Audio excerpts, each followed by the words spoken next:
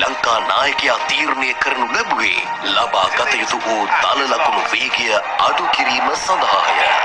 නමුත් power play පළමු පන්දු වාරයේදීම මහේලගේ ඉවසීම බිඳ දැමූ ජේම්ස් ඇන්ඩර්සන් ඔහුව ලකුණු 42කට හරවා යවන්නේ ශ්‍රී ලංකා කණ්ඩායමේ 4 වන කඩුල්ල ලෙසිනි.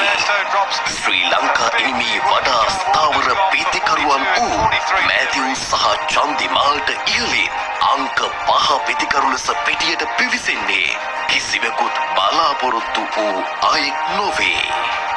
නුවන් කුලසේකර එය ඇත්තෙන්ම සියල්ලන්ම පුදුමයට පත් කරවන තීරණයක් විය.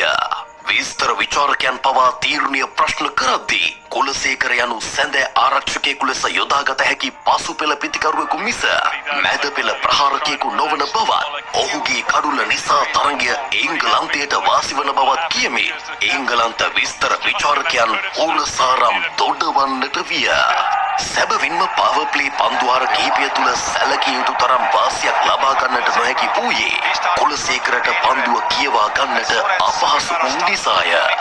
නමුත් පන්දුවාර 20කට වැඩි ප්‍රමාණයක් පිටියේ රැඳී සිටිමින් ශ්‍රී ලංකා කණ්ඩායමේ එක් අන්තයකට නැංගුරම් තබා සිටි කුමාර සංගක්කාර පන්දු 111ක් තුළ තම ශතකය සම්පූර්ණ කරගන්නේ ඕවල් පිටියේ රැස්ව සිටි සියල්ලන් අසුන් වලින් නැගිට්ටවමිනි.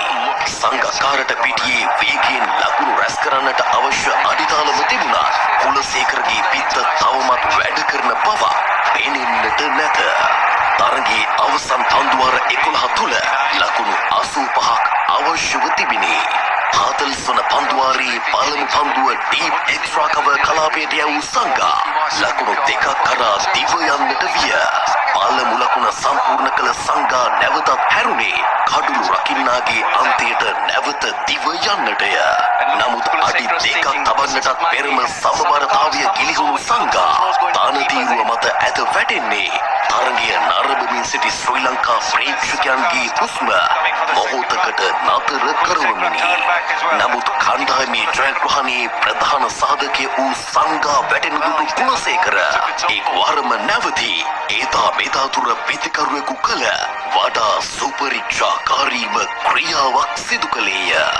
පන්දු රකින්නා පන්දුව රැගෙන කඩුළු රකින්නාගේ අන්තයට එවන දුටු කුලසේකර නැවත හැරී එම අන්තයටම දිව යන්නේ සංගාට තිබූ දුවද්දී දැවී යන්නට තිබූ අවදානම තමාගේ කඩුල්ල මත අතහැර ගනිමිනි.